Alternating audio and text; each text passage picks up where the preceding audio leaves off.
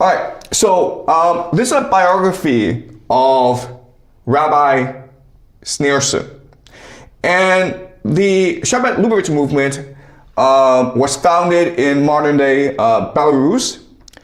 And over time, it went over to America because it suffered a lot of persecution by the Russians. And today, they are a global movement. And they are powerful in Russia, in America, and in Israel. Okay? So we will discuss the Shabbat Lubavitch as we move along, but I want to, with this passage, show you how coordination among eschatologists work, okay?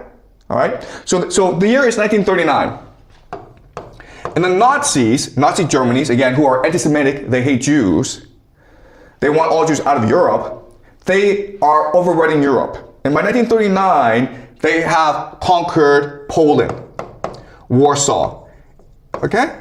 Now, Poland, Warsaw is where the head rabbi, the Rebbe of the Shabbat Lubavitch movement is. And his name is Yosef Yetzat. Okay?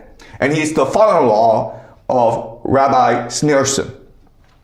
And he's an old man, and he's in Warsaw. The Nazis are overrunning the city. So his followers in America are want to save his life, okay? So then the question then is like, but how do you do that? Because America and Germany are not best friends. The war is breaking out in Europe, and Yosef Yewitz is a very old man. And there are no planes, well, there are planes, but there are no commercial air flights that you can take, okay? So it's gonna be a very long, arduous journey across many borders. Plus, he will need a visa, not just for himself, but for his whole family, okay? Now what I'll show you is how powerful these people are. And again, this is an eschatology where they all share similar vision, and therefore they're willing to make the necessary sacrifices in order to help each other achieve this vision, okay? All right, so this is from the biography. In Ocean Away in America, Yosef Yetzat's followers were mounting a rescue effort. With the help of Stan Kramer, an Orthodox attorney, the son of Lubavitcher immigrants, the Shabbat activist Israel Jacobson hired Max Rode, a politically connected lawyer, to secure American visas for Yosef Yewitz and his family, okay? So, in other words, even though there may not be that many followers, they have a wide political circle. And a lot of the reason why is that they pool their resources together. And when they pull their resources together, they're able to invest in real estate together, they're able to invest in business together, and they're able to generate a lot of money, which they can then use to influence politics in America, okay? They can buy out politicians, they can do a lot of things. Okay, so the first part is easy, getting visas for the rabbi and his family. Now the problem is, how do you actually get to him, okay? Because there are no telephones, there's no internet, there are no airplanes. How do you find him when there's a war going on in Poland, when there are Nazis everywhere? Okay, all right, let's continue. Yosef Yewitz followers also reached out to Attorney General Benjamin Cohen, okay? And Supreme Court Justice Louis Brandeis, okay? This man is very important. He's what I call a Sabbatine Francus. What I'll show you later on is that Sabbatine Francus and the Shabbat Lubavitch movement are very much aligned. Okay, so even though they're not part of the same movement, they are sympathetic towards each other. And he's the most powerful Jew in America at this time, okay, in the 1930s, 40s, whom Yosef Yewitz had met during his fundraising trip of 1929. The Lubavitch efforts in America were successful, all right? So they've won over the Americans. They've won over the entire American political apparatus, and they are dedicated to helping the rabbi escape Europe and come to America. All right. Now the second part is, how do you deal with the Nazis? Okay. The Lubavitch's efforts in America were successful. On October 2nd, Cohen wrote to Robert Pell, a senior official in the State Department, asking for help. The next day, Pell contacted Helmuth Wadhat, a German and a member of the Nazi Party, a Nazi, who specialized in national industry and economics, to see if he would be willing to save one of the leading Jewish scholars in the world. Okay? This is a guy, American, writing to a Nazi and saying, hey man, I know you're a Nazi, but we need your help to save a Jew. And the guy says, yes. Okay? Wohat was strategically chosen. He had studied at Columbia University in the early 1930s and had forged a relationship with Pell after the Evian Conference on Jewish Refugees in 1938. Seeing an opportunity to curry goodwill of the United States, Wohat secretly contacted Admiral William Canaras, the head of German military intelligence. Wow!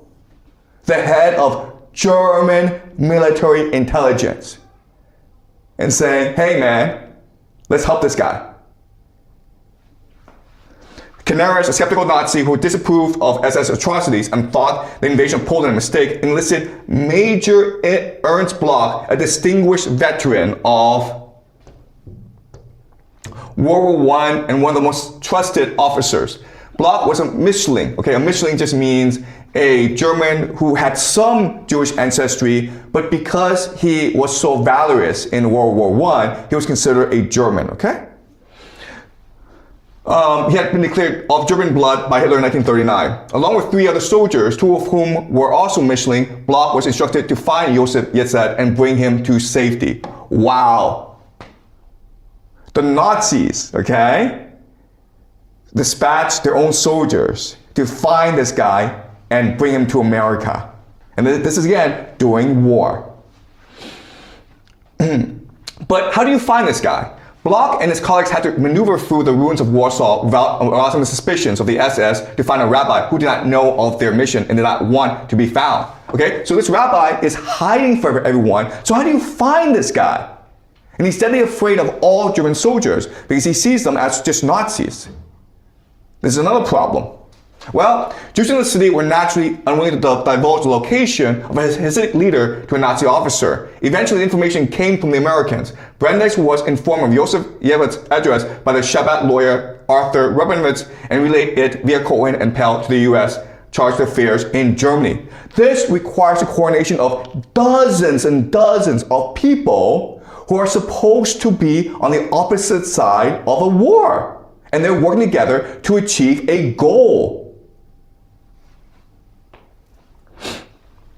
At the end of November, Bloch found Josef Yevet's apartment and after some confusion convinced the residents he was there to help. Once he had obtained fuel coupons, train tickets, and military clearances for SS checkpoints, Bloch loaded Josef Yetzet and his family onto a truck and headed for the train station. There the family received first-class tickets and boarded a train filled with Nazi officials and soldiers.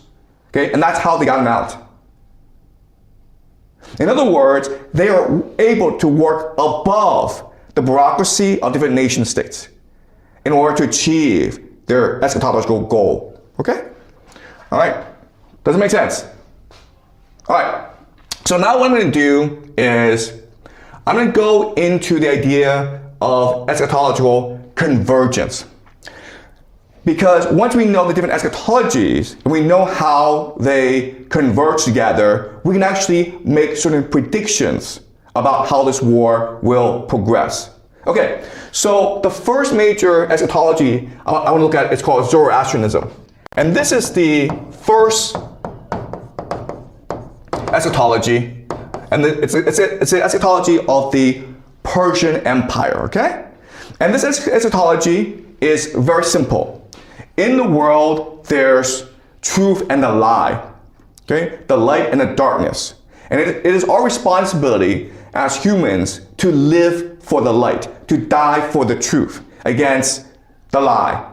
And at the end of days, there will be a final battle and a day of judgment, okay? So light versus dark, and then you have a day of judgment.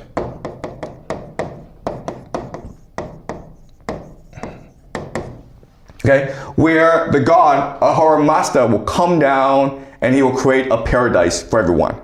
Okay, so what matters is to live a noble life and await the day of judgment where eventually heaven on earth will manifest. Okay? And this is important because if you think about how the Iranians are fighting this war, the Iranians refuse to take the initiative and destroy too much, okay? They refuse to be the villains in this war, because for them, in their eschatology, it's important to die for the light, to fight for the truth, okay? Now, the Zoroastrianism has a major impact on Jewish eschatology, okay? And Jewish eschatology, again, I'm only talking about the most extreme version of this eschatology, okay? And in this eschatology, the idea is that the Jews disobeyed God, okay? Disobedience. And in order to repair the world, to save themselves, to create heaven on earth, they need to engage in redemption, okay? Redemption.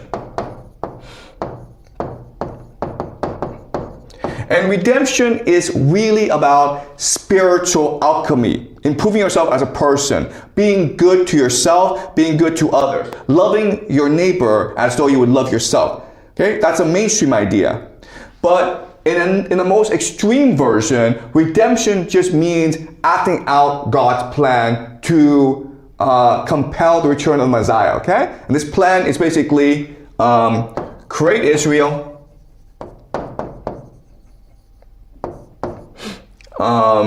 Return Jewish diaspora,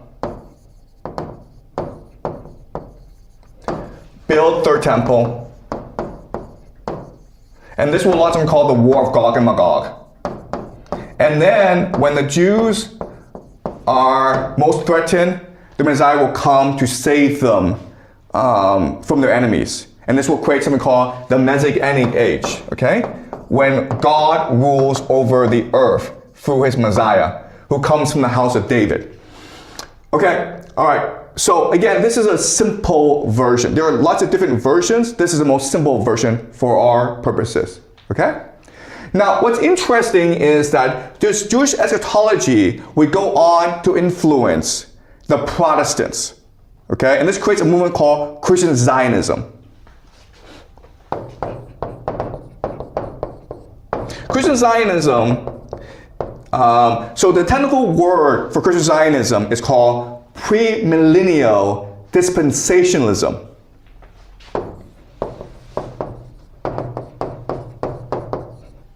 Okay, and this sounds very complicated, but it's not. All it means is that God has a plan for how to create heaven on earth, and we have a duty to fulfill his plan by following his instructions. Okay? All right. So what Christian Zionism is doing is that it takes this Jewish eschatology and makes certain changes to it. Okay? So, for example, the first change that it makes is, okay, this plan is fine, but rather than say that the Jewish Messiah is the representative of God, what they say is that, no, he's actually the representative of Satan. Okay? So the Messiah, in a Jewish tradition, becomes the Antichrist in the Christian Zionist tradition. And why is this important? It's important because for the Christians, the Messiah must be Jesus. Okay? So the Messiah, so the Antichrist, what he does is that he rules over the world. He's very charismatic, and he rules the world in Jerusalem. And he starts the War of Gog and Magog in order to conquer the world and destroy the Jews. At this point, Jesus will return to save God's chosen people, the Jews. And when Jesus returns, there'll be something called the rapture, where all Christians will immediately ascend to heaven. Okay? So the rapture. All right. Okay? So again, Christian Zionism is working off Jewish eschatology, but it's making some important changes. Okay? So another way of saying this is, in the beginning, Zionists and Christian Zionists will work together to reach a certain point of history, okay, what we call the Great Racial Project, but then they will diverge and fight against each other, okay? So they're allies now, but eventually they'll turn against each other. All right, so now I want to talk about the Freemasons. Because the Freemasons, We'll talk more about the Freemasons later, okay? The Freemasons are also working within the Christian Zionist context, but they are much more focused on actually how to implement this, okay? So what they want to do is they want to take the Antichrist and turn it into a system. And this system we discussed last semester, it's called Pax Judaica. What is Pax Judaica? Pax Judaica is that Israel controls the world through AI, okay, an AI surveillance state. Okay? Or their exact words is Holy Empire. Okay? And Pax Judaica, the AI surveillance state, will have things such as the mark of the beast. And what is the mark of the beast? It is digital ID. Okay, and this digital ID will also lead to digital currency. And they can actually put a microchip or a QR bar in your forehead. And this will be considered the mark of the beast, okay? And this is all part of the Christian Zionist eschatology. Another really important thing about the Freemasons is the idea of a one world government. Because remember, the Antichrist is the leader of a one world government. And it'll be based in Jerusalem, okay? And so the headquarters will be Solomon's temple, or the third temple. All right, okay. So these are the, and then you have the Islamic eschatology, okay? In the Islamic eschatology is a response to all these other eschatologies, where they say that when the system is created, it'll be called Dajjal, the Antichrist, okay? And when this happens, then Jesus will return to defeat the Antichrist. Okay, that's the mainstream Islamic eschatology. Then you have the Shia. Okay, the Shia are the Iranians, where they believe that it will be the 12th Imam Mahdi who will lead the followers, okay, the Ummah. Okay, Ummah just means community of believers, into victory against the Antichrist, the Dajjal, okay? So you can see how these eschatologies are basically lining up together, right? The Shia are the Iranians. The Islamic is the entire Arab world, right? Now, there are two more eschatologies I want to look at. And again, I know this is a lot. I know this is too much information, and we'll go over these eschatologies specifically as we move along, okay? But I just want to introduce the different eschatologies. Another eschatology that's very important is the Catholic eschatology. And the Catholic eschatology we can call City of God, okay, which is the church, which is Jerusalem. And St. Augustine talks about this, about how the Catholic Church, it is the millennium, it is the Messianic age, because we represent God and we bring peace and prosperity to the world. Now, what's important about the church is that it became the dominant power in the world because Rome fell, okay? So Roman Empire collapses. But this is all part of God's divine plan, because Roman Empire, Rome, was the city of earth, okay, of power, of money, of wealth. And what matters is Jerusalem, the city of God, of spirituality, of divinity, okay? Now, the city of God came to an end because of the rise of the Protestants and the Anglo-American Empire. So for the Catholic Church to achieve its eschatology and establish, again, the city of God, what they need to do is also see the Anglo-American Empire destroyed, just like the Roman Empire. Okay? So that is the Catholic eschatology. The last eschatology I want to discuss is the Orthodox eschatology. And what's the Orthodox eschatology? The Russians. Okay? And this is called the Third Rome prophecy.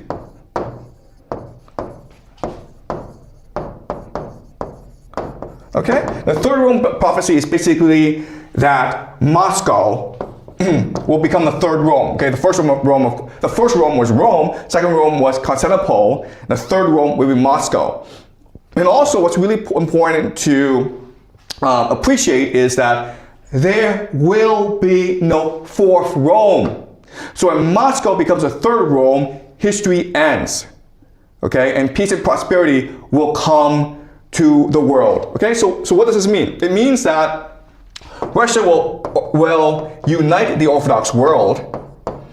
Okay, so right now the Orthodox world is split into Eastern Orthodoxy and Greek Orthodoxy. Okay, and something that is very important that this prophecy says is that the Russians will defeat Turkey in a war, and then have the Greeks return to Constantinople, which is modern-day Istanbul. Okay, that's what the prophecy says.